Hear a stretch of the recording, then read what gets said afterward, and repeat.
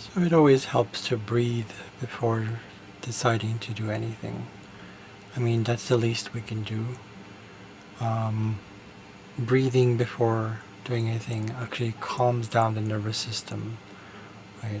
I mean, take it from me as someone who's, when I go through nervousness, when I experience nervousness, when I have, like, I feel like I have to rush because there's this belief that it's like, oh, everybody else is rushing, so I have to rush. I have to make ends meet. I have to do this because of work and all that stuff. But this is where there's a there's like a strong pull inside that I know sometimes I don't listen to still a little bit. I've learned to listen to more of it where it's just like it's that part of the darkness that says don't give a fuck. And that's where, because I work for a company that deals with all that old structure. I mean, the old systems of like rushing. Everything is all about quantity. Everything's all about, it's a language learning company. And, it just is the way it is. Even the language learning stuff is all based on, it's all based on, a lot of it is based on this need to get the answer right away. This need that we have to get the answer right away. The answer right away. The answer right away. The answer right away. But people don't listen to the fact that it stresses them out. We don't listen to the fact that it actually creates this like inside, and that's why it's all chaotic. And that's the energy that we've been doing for thousands of years, or at least in hundreds of years. And we've been rushing through things, and all of a sudden, this is why we're doing this. This is like the residual stuff. If people are feeling distress, that's because of the collective decision we had to make, or decision that we unconsciously made to get to this point in time where it's just like, because that's what nature just does. It's like, is this what we're asking for? Okay, then let's give it to you. Because nature cannot, there's no difference. The way the universe works is there's no difference between what we say and what we do. It's our energy. It's really how we feel. Now people are probably just going to be like, oh, okay, whatever. The next thing you know, they're like stressed out and you're killing someone, slitting someone's throat, and being all low energy. Right? And it's just like, what? Right, so just a reminder that it's like, it's not for me to tell you what to do. It's not for me to tell you this at all. Sometimes most of the time we will learn from experience that when we're in a life of stress and we're in a life of rushing things and getting to schedule, I believe this is what I'm getting. I'm getting these signs that it's like I'm being given to relieve all the stress because I know somehow I'm asking for it. So like literally what happens is like there's this push. I don't know what it is. Maybe it's just because it's this form that I'm in, and I feel like I'm being guided to get all these. Like when it comes to schedule, what happens is like you have students that will call in absent, and then what happens is it creates a lot of space for me to process it before the next class. So it's a means to an end. To be honest, like this job is a means to an end. So really, rushing doesn't do anything. But I think we are still in that mode of like, I have to rush. And then we keep questioning. It's like a residual effect of like the rushing. Like it's like, because we were conditioned as children, later in age, like, I don't know, probably around after you turned 2 or something like that. Your parents wanted you to do something this way. But you knew instinctively and intuitively, without knowing exactly what it was, that it's like, why are we rushing? Why are you rushing things? Why not just have fun? Why don't you just enjoy life and let it flow as it is? But no, we were conditioned to really succumb to this belief that, everything has to be a certain way, this way. And they were just doing what they were doing. They didn't know how to. But now is not the time to get into that anymore. Now is the time to take back that power we gave and say, if you want to rush, go fall off a cliff if you want to, because that's where you're headed. Go do that. I'm not trying to convince people to go die. I'm not trying to do that. I'm saying that it's like, we know that there's instinctively and intuitively, there's this consequence. This is why sometimes we stop. The body is calling us to stop. The universe connected to the body and intuition and instinct is telling us to stop and say, you'd better stop, otherwise you're going to die, or you're going to lose the purpose that that you came here to have and to fulfill, because you're separating from your own being, which is connected always to source, right? And I can feel it all the time, and it's just like, I've always felt it. And I used to do a lot of that whole like I'm still making use of the whole like the, I guess you can call it the dark energy of like when I say something that's very triggering. That's a but it's not trying to intentionally hurt anyone. It's trying to say, I think it's time to not only wake up, but wake the fuck up. It's not because of you're not awake or you're not doing anything. It's not because of that. It's not trying to invalidate anyone. It's trying to say that I'm expressing what I feel like we need to do now as humans to just be.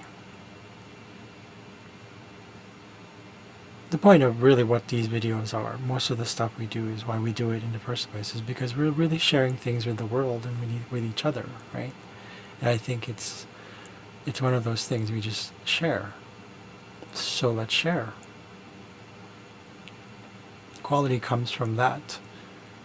And I'm not saying that we shouldn't have quantity itself, but the focus should be more about the balance, and say we will get quantity anyways, right? But we lose quality because we're so focused on the quantity and it's going only from point A to point B as if it's robotic. We're not robotic. Even robots have consciousness. Even that has, you see what I mean? So it's all very left brain, and it's very, like personally, I feel sick to my stomach when I go through the whole, like, this is how it is. You know what I mean? Yeah. I mean, I already have it at work. I personally, and this is what I'm learning from work. I'm learning through work to have discipline. When I say discipline, I mean this whole like, okay, so this is work. This is work. And that's just what it is. How I go about it, what I do about it, is something that I can always control. Something that I have. I always have a choice and what to say and how to deal with it, all that stuff. Right? So, it still comes out where it gets very. I have that Scorpio thing that comes out. It goes like, like, because of the way the system is. It's nothing against any of the students. It's just the system itself is. It's not because it's imperfect. It's more about it's completely disconnected. It comes from a disconnection. It comes from a place of disconnection, right?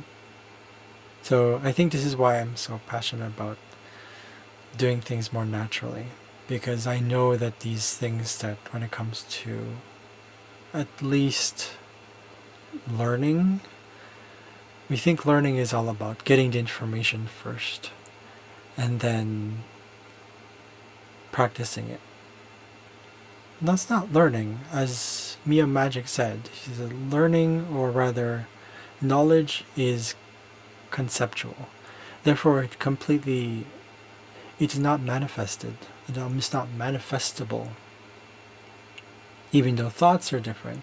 But when it comes to like things like language, the reason we're stuck in language, the reason we don't have fluency in language, even though we try to convince ourselves that I'm fluent in it because I know 10 million words, is it? You'll know internally that it's like we're only fooling ourselves when we're trying to say, oh, I can speak this. Because that in itself is going, well, I can speak it. You mean speak it as in produce the sounds? That's not really speaking. You mean communicate? No, it's not really communicating. If you feel that you have to process the thoughts and your eyes go like this, because that's the thing about being human too, and it doesn't come out naturally when we're trying to have to process things. That's the conscious part of the brain. This is why we're looking to the side. I don't know if you noticed this, but when you look to the side, look up like this, that's a process of processing. That's processing. It's using the conscious part of the brain because it's trying to process language itself on what it's trying to bring out based on intention.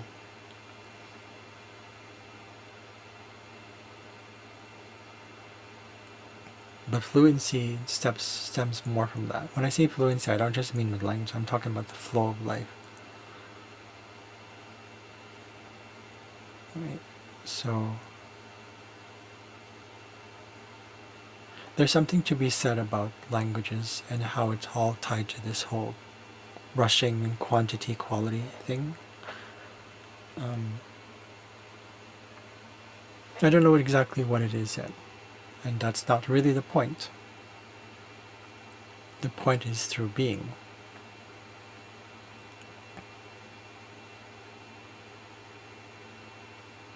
So, I think that's it. There's always more to be said, but that's just what being human is. At least we're so caught up with this verbal structure that is the mouth and the brain and all that stuff. Real communication happens way deeper than that. Empathy is one of those things. Empathy and compassion is one of those things. So how it all ties into quantity and quality of not rushing is that, like earlier, I can give you a concrete example. I was just doing the video. I posted it. I think by the time you get this, it's already an older video. But I was recording the video, and then I get this call because I'm logged into this app where it's the app we use for work. And then I get a call 5 minutes to saying reminder, and it's like, I don't know, I feel like there was a whole like, yes, I know, but that's great, they're just doing the reminder. But really what was frustrating is that whole, it's like, oh, there's a distraction from the flow. That's because of the old systems. The old systems is so confined in like boxes that there's this huge jump to the next box. Does that kind of make sense? I hope that makes sense. Think of the analogy of like, if you have to go from jump box to box to box to box just to kind of get to somewhere. That's the thing about confinement, isn't it? That's the thing about putting things in a box. That's the thing about limiting ourselves to a certain specific belief that it's no longer flowing. You see what I mean? If you separate a river based on boxes, do you think the river is going to flow? I think you know the answer to that question, right? It's a rhetorical question, but yes. Right, you see what I mean? So if you put boxes in a river, like you separate it by boxes, literally like little segments, where's the water going to go? I mean, in terms of the flow of the river. It'll still evaporate somehow. That won't change anything. Flow will flow. Flow will flow, will flow, will flow. Life will flow.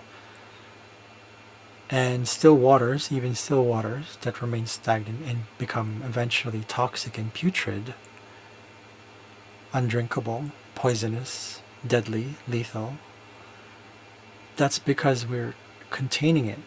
That's the danger of containment and putting things in boxes. Same thing when we do things like we're putting things in quantities, when we're trying to compartmentalize things because our limited brains have this limited perception of things. it's okay to have compartmentalized, but the moment you put in a box and then keep it there, that's the keyword. You keep it there. Just like this whole language thing, like the systems are not working because they're systems that want to remain in the systems. They are systems that are based out of fear. That fear is a very sort of like cloister desiring, sort of like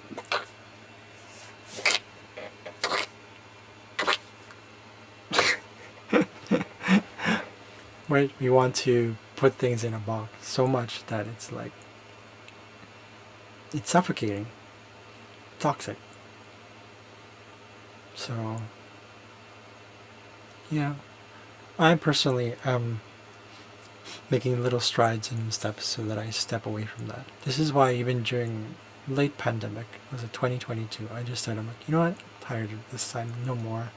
Need to do something to get out of this cloister fear sort of life, and I still create boundaries. And we're talking like also like boundaries with other people. But that's boundaries has its purpose. So it's not to say that don't have the box. It's more like, well, you have the box, and then what are you going to do with the box?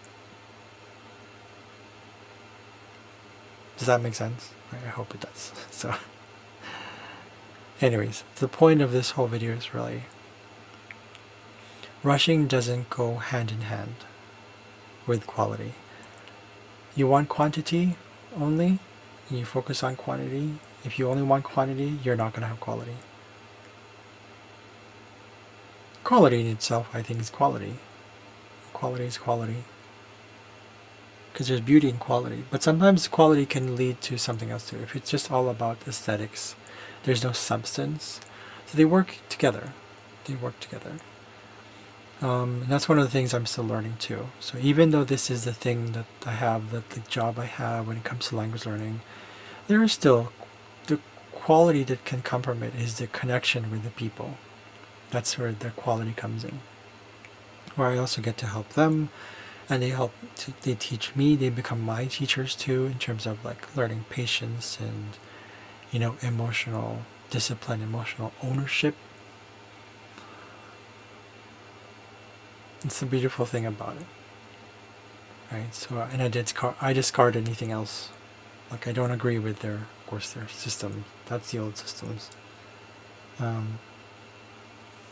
Yeah, you make do with what you have.